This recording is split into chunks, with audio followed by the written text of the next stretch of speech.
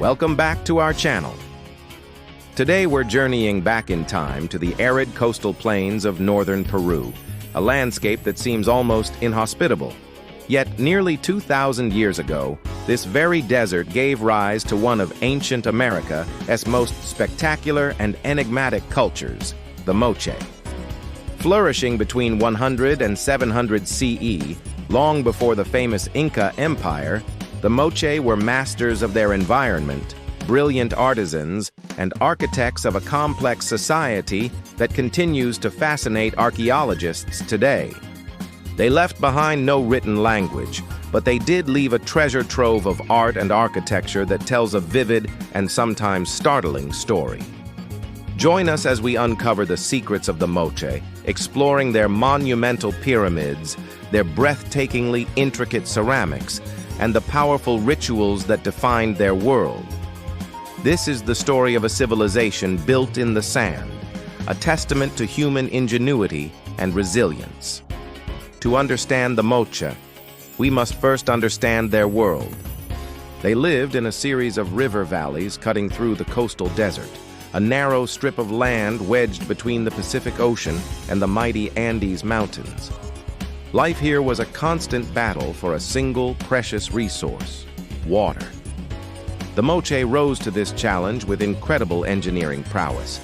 They constructed a vast and sophisticated network of irrigation canals, some stretching for over 70 miles. These canals, lined with stones and meticulously planned, diverted water from the rivers to their fields, transforming the dry desert into fertile agricultural land. This mastery of hydraulic engineering was the bedrock of their society.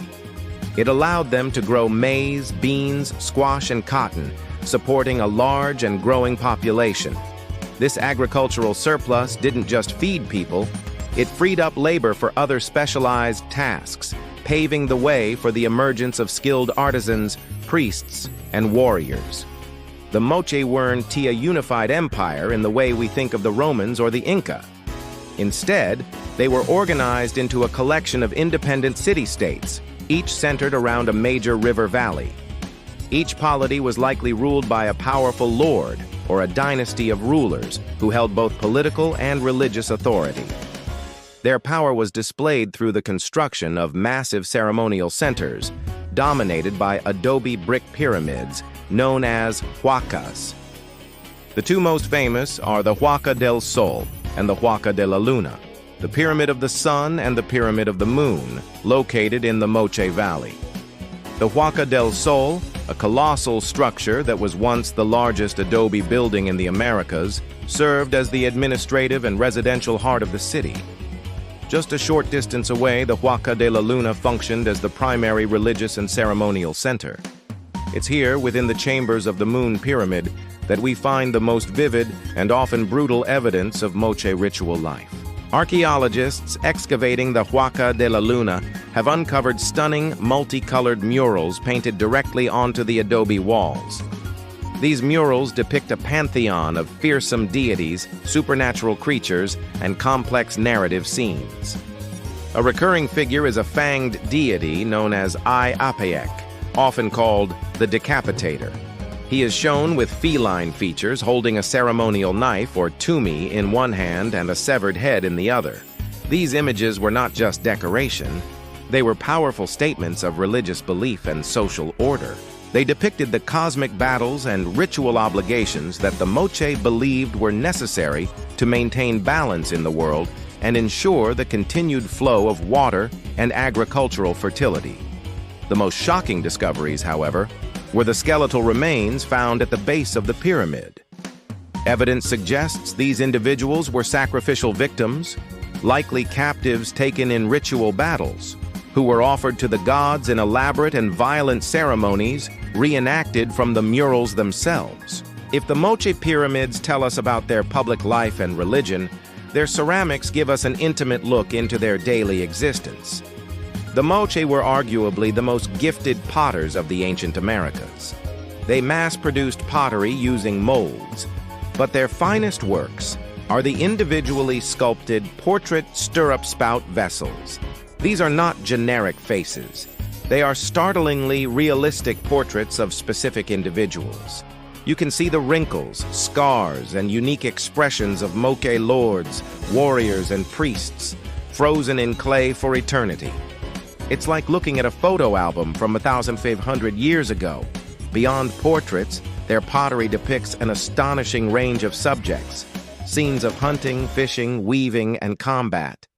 We see healers treating patients, messengers running with message beans, and even highly explicit depictions of ritual acts. This ceramic art is our primary text, a rich visual encyclopedia that allows us to read the Moche story in the absence of a written script. The Moche world was also one of profound social hierarchy. This is most evident in their burials. While commoners were buried in simple pits with few offerings, the Moche elite were interred in lavish tombs filled with incredible riches. The most famous of these is the tomb of the Lord of Sipan, discovered in 1987. This unlooted royal tomb has been compared to that of Tutankhamun for its sheer wealth and the light it shed on the Moche. The Lord was buried in a wooden coffin, adorned with gold and turquoise regalia, including an intricate pectoral, elaborate ear spools, and golden headdresses. He was not alone. He was accompanied by other individuals, guards, wives, and retainers, who were sacrificed to serve him in the afterlife. The tomb also contained hundreds of ceramic vessels and precious metal objects, confirming the Moche's mastery of metallurgy. They were skilled in working with gold, silver, and copper, using techniques like gilding and alloying to create breathtaking works of art that symbolize the divine power of their rulers. So what happened to this vibrant and powerful civilization? Around 700 CE, the Moche world began to unravel. The decline wasn't a single sudden event, but a gradual collapse. The leading theory points to a catastrophic series of environmental disasters. Ice core data from the Andes suggests that the Moche experienced a period of extreme climate fluctuation, likely a massive El Niño event. This would have brought decades of torrential rain and flooding, followed by an equally long period of intense drought. The floods would have destroyed their cities and, crucially, their intricate irrigation systems, the very foundation of their society. The subsequent drought would have led to widespread famine. These environmental pressures likely caused intense social and political turmoil. The authority of the lords, whose power was based on their ability to mediate with the gods and ensure nature's bounty, would have been shattered. In the face of ecological collapse and internal conflict, the Moche civilization fragmented and faded, eventually giving way to the later Chimu and Lambayeque cultures. Though their cities were eventually reclaimed by the desert sand, the legacy of the Moche endures. Their engineering feats, their hierarchical social structure, and their rich artistic traditions laid the groundwork for subsequent Andean civilizations, including the mighty Inca. Today, the discovery of tombs like Sipan and the ongoing excavation of sites like the Huaca de la Luna continue to rewrite our understanding of ancient Peruvian history. The Moche show us a world where art wasn't just for beauty, but was a language of power, ritual, and belief. Their story is a powerful reminder of the fragility of civilization in the face of environmental change, but also a stunning testament to the creativity and complexity of the human spirit. They are the lords of the desert, and their story, written in adobe, gold, and clay, is one we are only just beginning to fully comprehend. Thank you so much for joining us on this journey into the world of the Moche. If you found this documentary fascinating, please hit that like button, and don't forget to subscribe to our channel and ring the bell so you won't miss our next exploration into the ancient past. We love hearing from you, so leave a comment below with your thoughts or suggestions for future topics. Until next time, stay curious.